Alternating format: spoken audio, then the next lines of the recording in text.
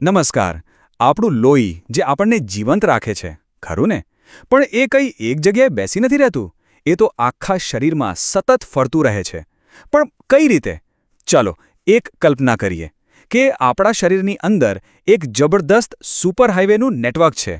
આજે આપણે એ જ હાઈવે એટલે કે આપણી રુધિરવાહિનીઓની સફર પર નીકળીશું. તો સવાલ એ જ છે, આ જે જીવન આપનારું પ્રવાહી છે એ શરીરના છેક નાનામાં નાના ખૂણા સુધી, દરેક કોષ સુધી પહોંચે છે કેવી રીતે? આનો જવાબ આપણા શરીરની અંદર જ છુપાયેલો છે, એક જટિલ નેટવર્કમાં, જેને આપણે કહીએ છીએ રુધિરવાહિનીઓ. આપણી આ સિસ્ટમ છે ને, એ એકદમ સ્માર્ટ કુરિયર સર્વિસ જેવી છે. એનું કામ પણ ડબલ છે. જો એક તરફ એ ફેફસામાંથી તાજા ઓક્સિજનનું પાર્સલ ઉપાડે છે અને શરીરના દરેક કોષના દરવાજા સુધી પહોંચાડે છે, અને તરત જ બીડી જ ક્ષણે એ જ કોષોમાંથી કચરો એટલે કે કાર્બન ડાયોક્સાઇડ એને ઉપાડીને બહાર કાઢવા માટે પાછું લઈ આવે છે. કેવું અદ્ભુત છે નહીં? તો આ રુધિરવાહિનીઓ છે શું? એકદમ સરળ ભાષામાં કહીએ તો એ લોહીને લઈ જતી પાઇપલાઇન છે. અને આ જે આખી સુપર હાઈવે સિસ્ટમ છે ને, એના બે મુખ્ય હીરો છે. એક છે ધમનીઓ એટલે કે આર્ટરીઝ, અને બીજી છે શિરાઓ એટલે કે વેન્સ. ચાલો સૌથી પહેલાં ધમનીઓને સમજીએ. સારું, તો સૌથી પહેલાં વાત કરીએ ધમનીઓની. એને તમે એમ સમજો કે જાણે એ વન વે એક્સપ્રેસવે છે, જે સીધો હૃદયમાંથી જ નીકળે છે. અને હા, આ એક્સપ્રેસવે પર ટ્રાફિક એટલે કે લોહીનો પ્રવાહ એ ખૂબ જ હાઈ પ્રેશર અને ફૂલ સ્પીડમાં હોય છે. ધમનીઓનું મુખ્ય કામ શું? તો એ હૃદયમાંથી ઓક્સિજનથી ભરપૂર એકદમ ફ્રેશ લોહી લે છે અને એને આખા શરીરમાં પહોંચાડે છે.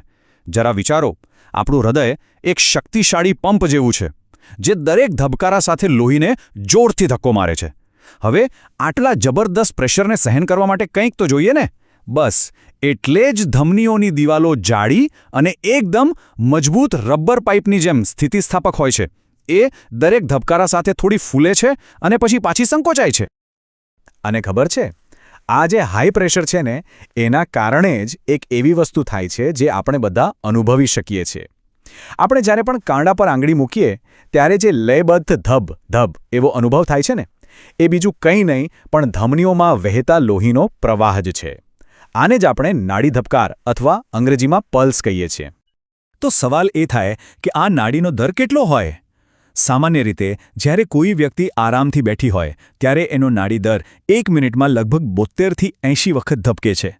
આ એક નાનકડો આંકડો ભલે લાગે, પણ એ આપણા સ્વાસ્થ્યનો બહુ મોટો સંકેત આપે છે. ઓકે, તો લોહી શરીરના દરેક ભાગ સુધી પહોંચી ગયું, ઓક્સિજનની ડિલિવરી થઈ ગઈ, પણ હવે છે એની ઘર વાપસીનો સમય. જો ધમનીઓ જવાનો એક્સપ્રેસવે હતી, તો શિરાઓ છે એ પરત ફરવાનો રસ્તો. આ એ રસ્તો છે જે બધું લોહી પાછું ભેગું કરીને હૃદય તરફ લઈ આવે છે. શિરાઓનું કામ ધમનીઓ કરતાં લગભગ ઊંધું છે.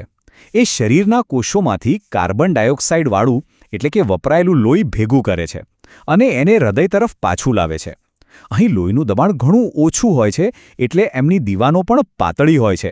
પણ શિરાઓમાં એક ખાસ વસ્તુ છે જે ધમનીઓમાં નથી, અને એ છે ખાસ પ્રકારના વાલ્વ. તો આ વાલ્વ કામ કેવી રીતે કરે છે? વિચારો કે એ વન વે દરવાજા છે. જ્યારે લોહી હૃદય તરફ આગળ વધે છે ત્યારે એ ખુલી જાય છે. પણ જેવું લોહી ગુરુત્વાકર્ષણને કારણે કે કોઈ બીજા કારણથી પાછું જવાની કોશિશ કરે, તો આ વાલ્વ ફટ દઈને બંધ થઈ જાય છે. એ લોહીને પાછું જવા જ નથી દેતા. આપણા શરીરની અંદર જ કેવું ગજબનું એન્જિનિયરિંગ છે. સારું, તો આપણી પાસે લોહી લઈ જતી ધમનીઓ છે અને પાછું લાવતી શિરાઓ પણ છે. પણ ક્યારે વિચાર્યું છે કે આ બંને એકબીજા સાથે જોડાય છે ક્યાં? આ જોડાણનું કામ કરે છે એકદમ સૂક્ષ્મ વાળ જેવી પાતળી નળીઓ, જેને રુધિર કેશિકાઓ કહેવાય છે. જુઓ, ધમનીઓ તો મોટા હાઈવે જેવી છે, પણ જ્યારે એ કોઈ અંગ એટલે કે શહેરની અંદર પહોંચે છે ત્યારે એ નાની નાની અસંખ્ય ગલીઓમાં વહેંચાઈ જાય છે. આ ગલીઓ એટલી બધી પાતળી હોય છે, વાળ કરતાં પણ પાતળી. આને જ રુધિર કેશિકાઓ કહે છે. અને ખરી જાદુગરી અહીં જ થાય છે. આ જે જગ્યા છે જ્યાં ઓક્સિજન અને પોષક તત્વોની સાચી ડિલિવરી થાય છે અને કોષોમાંથી કચરો ઉપાડવામાં આવે છે. પછી આ બધી નાની નાની ગલીઓ પાછી ભેગી મળીને શિરાઓ નામનો મોટો રસ્તો બનાવે છે અને લોહીની સફર હૃદય તરફ પાછી શરૂ થાય છે. અત્યાર સુધી બધું એકદમ સીધું અને સરળ લાગ્યું, બરાબર? ધમની એટલે ઓક્સિજનવાળું લોહી અને શિરા એટલે કાર્બન ડાયોક્સાઇડવાળું. પણ વિજ્ઞાનમાં હંમેશા એક પણ હોય છે. અહીં પણ એક નાનો પણ બહુ જ મહત્વનો અપવાદ છે જે ઘણીવાર લોકોને મૂંઝવણમાં મૂકી દે છે. અને આ મૂંઝવણ કંઈક આવી હોય છે. મોટાભાગના લોકો એમ જ શીખ્યા હોય છે કે ધમની એટલે હંમેશા ઓક્સિજનવાળું શુદ્ધ લોહી. પણ શું આ નિયમ 100% સાચો છે? ચાલો જોઈએ. અને અહીં જ ખરી વાત સામે આવે છે. સાચો નિયમ લોહીમાં ઓક્સિજન છે કે નહીં એના પર છે જ નહીં. અસલી નિયમ તો ફક્ત અને ફક્ત એક જ વાત પર આધાર રાખે છે: લોહીના પ્રવાહની દિશા. લોહી હૃદયથી દૂર જઈ રહ્યું છે કે પછી હૃદય તરફ આવી રહ્યું છે, બસ આટલું જ યાદ રાખવાનું છે. આને સમજવા માટેનું સૌથી સારું ઉદાહરણ છે ફેફસા સાથેનું જોડાણ. જુઓ, ફુફ્ફુસીય ધમની હૃદયમાંથી લોહી લઈને ફેફસામાં જાય છે. હવે ભલે એમાં કાર્બન ડાયોક્સાઇડવાળું લોહી હોય, પણ એની દિશા કઈ છે? હૃદયથી દૂર. એટલે જે ધમની કહેવાય છે. એનાથી બરાબર ઉલટું, ફુફ્ફુસીય શિરા ફેફસામાંથી તાજું ઓક્સિજનવાળું લોહી લઈને હૃદયમાં આવે છે. એની દિશા કઈ થઈ? હૃદય તરફ. એટલે એ શિરા છે. જોયું? દિશાનો નિયમ એકદમ પરફેક્ટ કામ કરે છે. તો આખી ચર્ચાનો સાર શું નીકળ્યો?